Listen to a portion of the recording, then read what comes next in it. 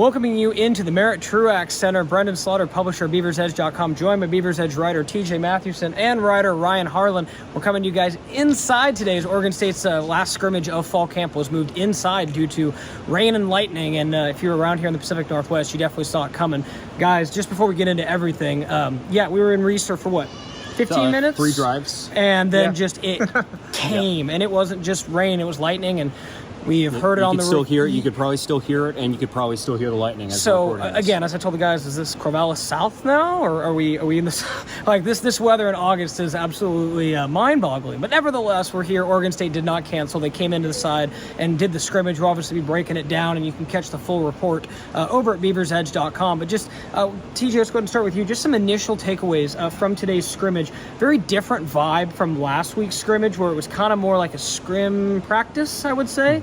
Today, it was like legit. They ran out of the tunnel at Reeser. Everyone's dressed up in the new uniforms. We'll talk about that a little bit too. And it felt as close to a real scrimmage as you could get.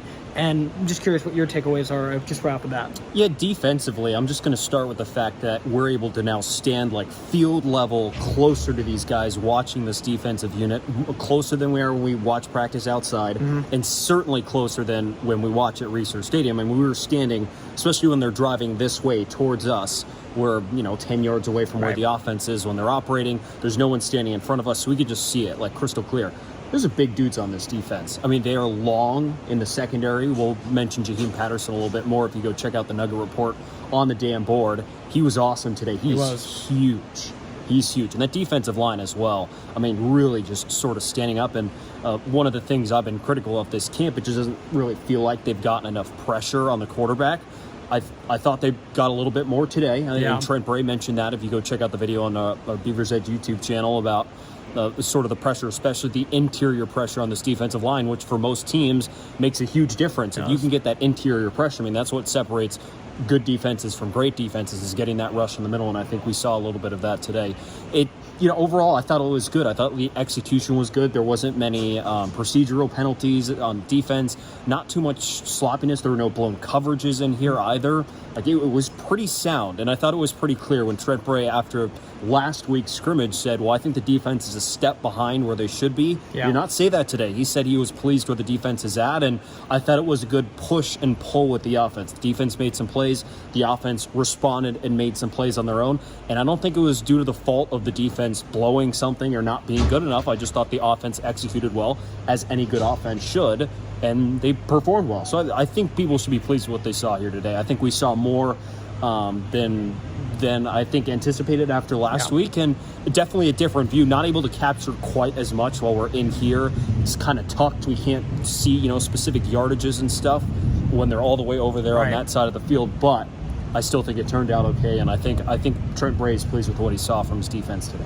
Absolutely. And Ryan, let's talk a little bit about the quarterbacks. I do have to make sure to know that is not just that is still thunder. We still just saw a lightning strike as we're sitting here filming this. Thunder, the August weather here in Corvo is certainly giving us a run for it. But Ryan, let's talk a little bit about the quarterbacks with you. Last week and even kind of this week at practice, we've kind of noted there have been some struggles. There was like a total situation where even between the three of us guys, where it's like, feet to the fire, name a starting quarterback.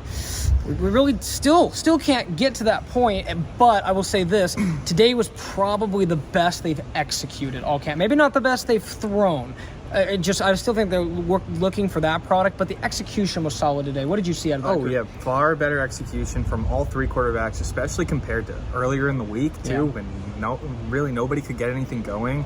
I mean, each of the three had their moments, successfully driving downfield, executing the offense a lot better, much cleaner operation. Trent Bray even said afterwards that really it's just minor things that the quarterbacks now kind of have to work through. It's dealing with the motions, it's dealing with guys kind of moving back and forth and all those kind of window dressings a little bit, so to speak, and it's really just making sure that the offense stays on schedule and is able to do their thing. And the run game, I think, is going to be definitely the bread and butter of this team by far, and I think it's going to open up those deep play action passes and kind of open up that middle of the field, and that's been something I've been a little critical about, but we saw a fair amount of that today from that second scrimmage. So a little more pushing the ball downfield, at least in the passing game and running game.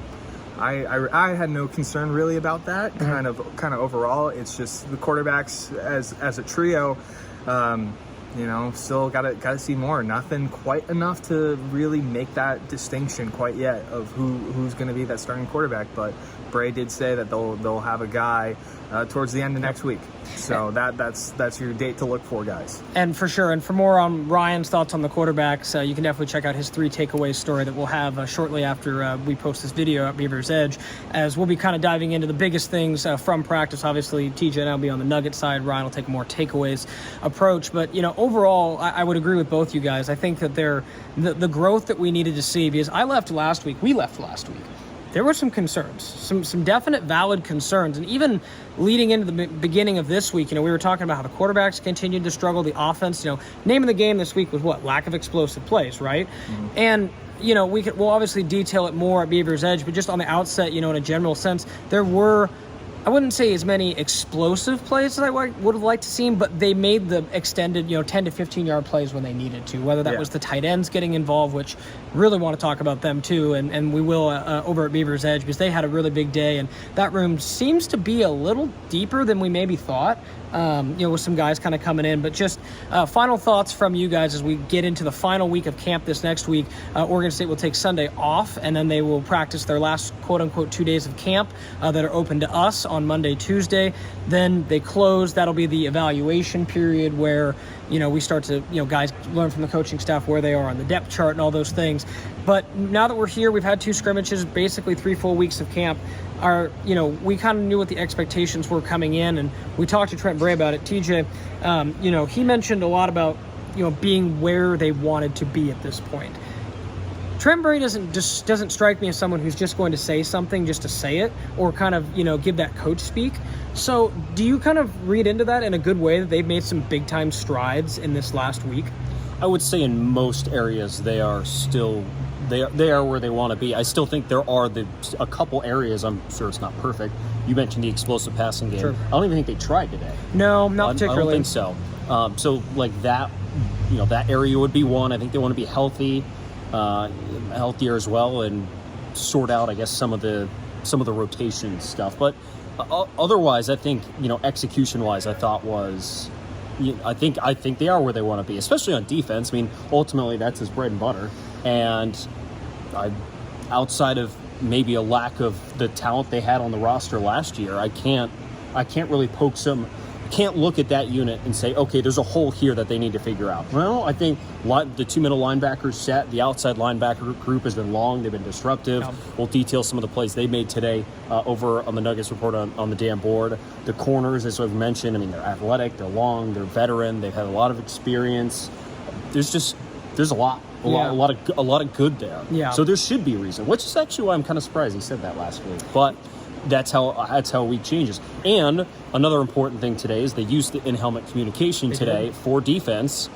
Didn't see any mistakes. Not that we noticed. Yeah. No, that's definitely something to watch with the communications for sure. And Ryan, I want to kick it back over to you for another area that I thought was impressive. And we talked to Josh Gray post game or post practice, I should say. And I asked him a little bit about the line. And the last couple of years, Oregon State's been up for the best offensive line of the year award. They haven't won it, but every year, the last 3-ish years, kind of been a finalist for that award. Great groups. Josh Gray's been a part of all of them.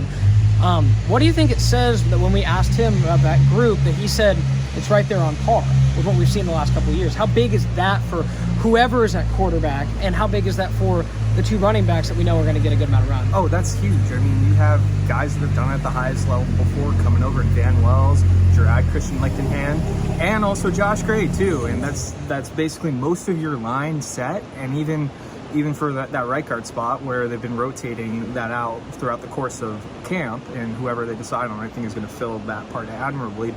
And having Grant Stark too as well. Right. I think that's really, you have a solid line that can hold up mainly in run protection as well as the pass game.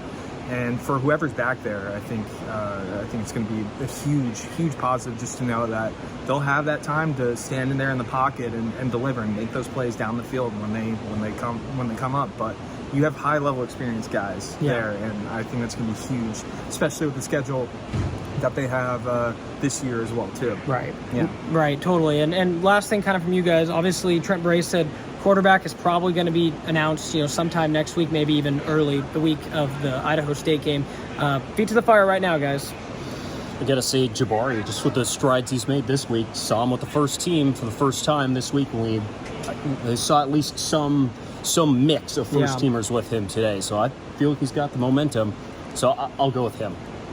I gotta go the same thing. It's just kind of what I've seen from this past week, and when it seems to be he's on the field, the offense stays on schedule. Yeah. And that's something I have not seen with the other two quarterbacks. Sure, there's been some good. If you've read both TJ and I's reports, there's been some good. Yeah. But it's just not been at a consistent enough level, and that's what Jabari brings. Yeah, no, I mean, if I had to choose at this moment, I mean, you know, I think there's been some positive moments from the guys, like you said. And I think each guy brings something different, right? You know what you're going to get with Bengal Branson. I think you get something different with Bonnie McCoy. And I think you get something even different with Jabari Johnson. It's ultimately just how and who gives the offense the best chance to succeed.